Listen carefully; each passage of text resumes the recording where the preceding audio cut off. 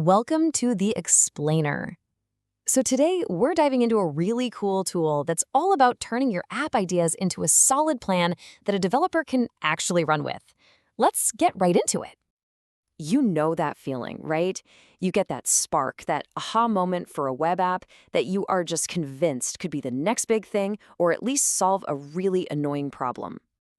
But here's where it gets tricky. You know in your head exactly what you want it to do, but trying to explain that to a developer, it can feel like you're speaking two totally different languages. The vision gets lost in translation, and everything just stalls. Well, this problem actually has a name. It's called the idea-to-code gap. Think of it as this giant, frustrating wall standing between that amazing concept in your head and a product that a developer can actually start building. It's where so many great ideas, honestly, just fade away. But what if you had an expert assistant, an AI design partner that acts as your personal translator, taking your vision and turning it into a perfect technical blueprint that any developer or even another AI can understand instantly? And that is exactly the promise of Vibe Designer GPT. It's made specifically for people who aren't coders. It guides you step by step, from just a single sentence all the way to a professional-grade plan. Okay, so let's pull back the curtain a little and see how this thing actually works. How does it manage to take that little spark of an idea and turn it into a concrete, ready-to-go plan? So this image right here gives you that perfect bird's eye view of the whole journey. And what I love about it is that it doesn't look like some scary, complicated flowchart. It's just a clear, simple path from your thought bubble to the final product. Let's break down what's happening in those 4 steps. So, here's the journey, piece by piece. First, you just describe your idea. Then, you go through this guided wizard, basically a Q&A. You get to review everything and make changes, and then, boom, you get your final documents. It's all about making it feel like a simple conversation. And when we say simple, we really do mean simple. You don't need to know any fancy tech terms. You start with plain English, just like this. The whole point is that the system understands your intent, not your coding vocabulary. And from that simple sentence, the system becomes this kind of patient consultant. It's not going to grill you about database schemas. No, it's going to ask you straightforward questions you already know the answer to, like who's going to be using this, or what's the main thing they need to do. It just gently pulls all those important details out of your head. All right, so you've had the conversation, you've answered the questions. What do you actually get at the end of all this? This is the crucial part, right? This is the stuff that's meant to bridge that idea-to-code gap.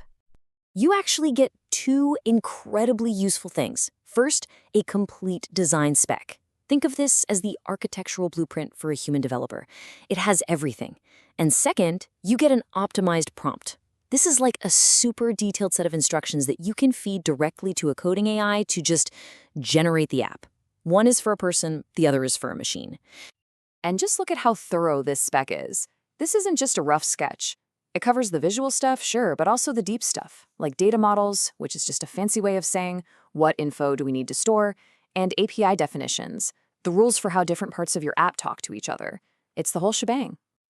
Now, like any powerful tool, there are ways to use it that'll get you even better results. So, to make the whole process as smooth as possible, the manual lays out a few best practices. And this table just nails the best approach. The main idea is, think about who does what. Instead of describing what a page looks like, say, a user needs to create a task. Use simple verbs, give clear examples, and hey, don't be afraid to ask for changes along the way. It's your vision, after all. Okay, so let's get real for a second and talk about the fine print. It's super important to understand what this tool does not do. Knowing its limits is just as important as knowing its strengths. So let's be crystal clear. This tool gives you the blueprint, not the finished house. It doesn't write executable code. It's not going to handle your secret API keys or passwords for you. And while it gives great design tips, it is absolutely not a substitute for professional, legal, or financial advice. It's a design partner, not your lawyer or your security team. So when you really put it all together, what you're getting is this incredibly powerful workflow. It's designed to build a seamless bridge, taking that idea straight from your mind and putting it right onto a developer's keyboard, cutting out all that messy, confusing stuff in the middle. At the end of the day, a tool like this is doing more than just writing up some documents. It's transforming what used to be a really daunting technical task into a simple, guided conversation. It completely closes that idea to code gap we've been talking about, and it empowers pretty much anyone with a great idea to finally bring it to life. So the only question left really is, what are you going to build?